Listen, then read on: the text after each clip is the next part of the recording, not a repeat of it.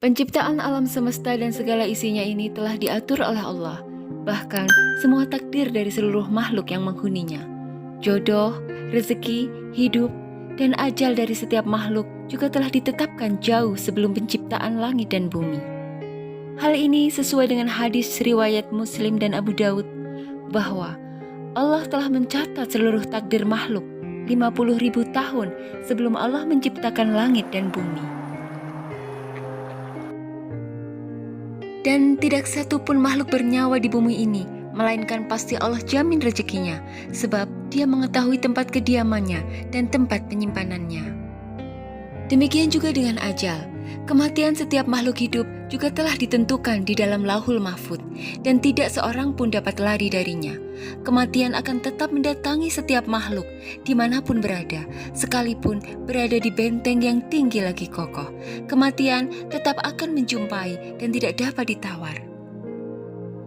Jika sudah tiba waktunya, siap ataupun tidak, manusia pasti akan kembali kepada Allah.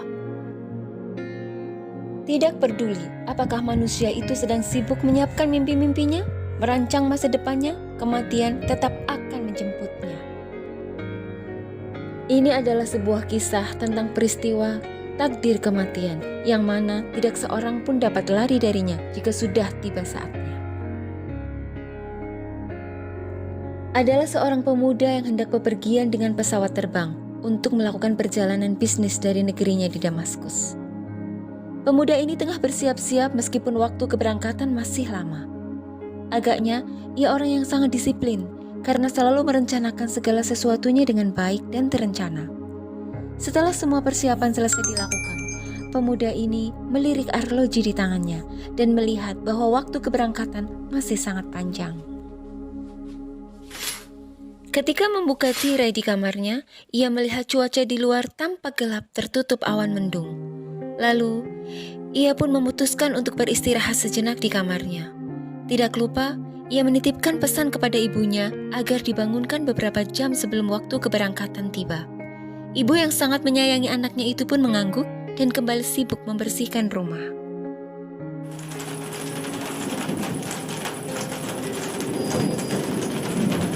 Beberapa waktu kemudian, sang ibu bermaksud membangunkan anaknya. Tetapi ketika melihat langit semakin gelap dan kilat sambar menyambar, perasaannya semakin gelisah. Apalagi disusul hujan deras disertai badai. Sang ibu melihat ke arah pepohonan di luar yang bergoyang kencang tertiup angin. Tiba-tiba terlintas firasat buruk di kepalanya jika ia membiarkan anak semata wayangnya pergi naik pesawat dalam keadaan cuaca yang tidak mendukung. Dan entah bisikan dari mana, sang ibu meyakini anaknya akan mengalami kecelakaan pesawat jika tetap melakukan penerbangan pada hari itu. Diam-diam, sang ibu berjalan ke arah kamar anaknya. Dan ia menghela nafas lega saat mendapati anaknya tengah tertidur dengan pakaian yang sudah rapi.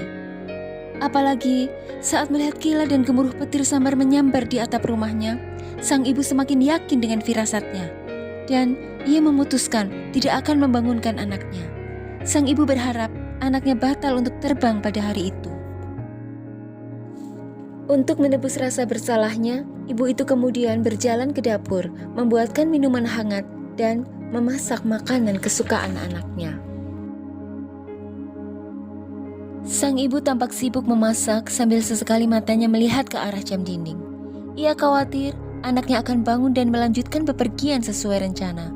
Tetapi agaknya sang ibu bisa bernafas lega karena hujan deras dan udara dingin di luar membuat anaknya tertidur sangat pulas. Hingga jam di mana ia seharusnya dibangunkan telah lewat. Ibu yang sangat menyayangi anaknya itu pun kemudian melanjutkan aktivitasnya memasak. Banyak sekali makanan kesukaan anaknya yang dibuatnya, dan ia berharap anaknya bisa memaafkannya.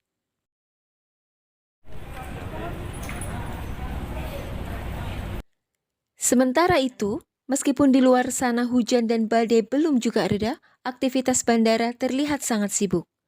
Orang-orang berlalu lalang dengan tujuannya masing-masing. Pesawat yang akan ditumpangi pemuda itu juga telah bersiap untuk terbang. Ketika semua penumpang telah naik dan pesawat telah berada di landasan pacu, pemuda itu masih tertidur di kamarnya yang hangat.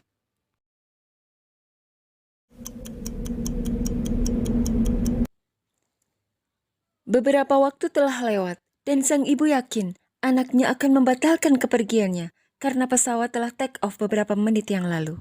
Sementara di luar sana, hujan masih juga belum mereda. Lalu, sang ibu yang telah selesai memasak duduk di dekat perapian sambil menyalakan televisi dan menunggu anaknya bangun. Lama ibu itu merenung. Sebenarnya, ia merasa sangat bersalah karena tidak membangunkan sang anak. Tapi, sejak meninggalnya suaminya beberapa tahun lalu, hanya anaknya yang ia punya.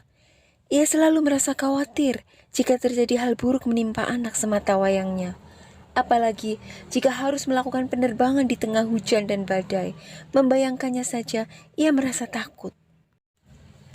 Dibukanya album foto tua tak jauh dari tempatnya duduk. Perlahan, tangannya bergerak membolak-balikan halaman demi halaman. Mata tuanya memandangi kumpulan kenangan yang tersimpan di lembaran foto. Terkadang di bibirnya tersungging senyuman tipis, dan tak jarang pula di sudut matanya menggantung air mata. Ketika melihat foto suaminya yang telah tiada. Sesaat, mata ibu itu berhenti di foto masa kecil anaknya. Anak yang kini telah tumbuh dewasa dan satu-satunya pelipur laranya. Tiba-tiba, sang ibu terkejut sambil melihat ke arah siaran televisi yang memberitahukan bahwa pesawat yang seharusnya dinaiki anaknya mengalami kecelakaan dan terbakar beberapa saat setelah lepas landas. Dan menurut informasi yang ada, hampir semua penumpang dan kru dilaporkan tewas akibat kecelakaan tragis itu. Saat matanya masih menatap pemberitaan di televisi, ibu itu lalu memanggil anaknya dan mengatakan bahwa ia sangat beruntung karena hari itu tidak jadi terbang. Sang ibu masih tercengang dengan berita yang ditontonnya sambil berkali-kali mengucapkan rasa syukur karena firasatnya untuk tidak membangunkan anaknya ternyata tidak salah. Namun, karena setelah beberapa kali dipanggil, anaknya tidak juga muncul, sang ibu lalu beranjak dari duduknya dan bergegas menuju ke kamar anak kesayangannya. Didapatinya, pemuda itu masih saja tertidur. Lalu, sang ibu pun segera membangunkan anaknya dan menyuruhnya untuk segera melihat berita di televisi. Namun, berkali-kali sang ibu berusaha membangunkan anaknya. Ternyata, anak itu sama sekali tidak bergeming. Ibu yang merasa heran itu pun kemudian mengguncangkan tubuh anaknya dengan keras. Tetapi, tetap saja pemuda itu tidak membuka mata. Dan sang ibu tidak bisa berkata apa-apa ketika menyadari bahwa anak kesayangannya ternyata telah meninggal. Ya, ajal telah menjemput pemuda itu di tempat tidurnya. Itulah takdir kematian, saudaraku, yang pasti akan dirasakan setiap makhluk bernyawa. Ketika bagianmu di dunia ini telah habis, maka tidak seorang pun dapat menolaknya. Kematian akan memisahkanmu dari dunia, dari keluargamu, dari ayah ibumu, dan dari teman-temanmu.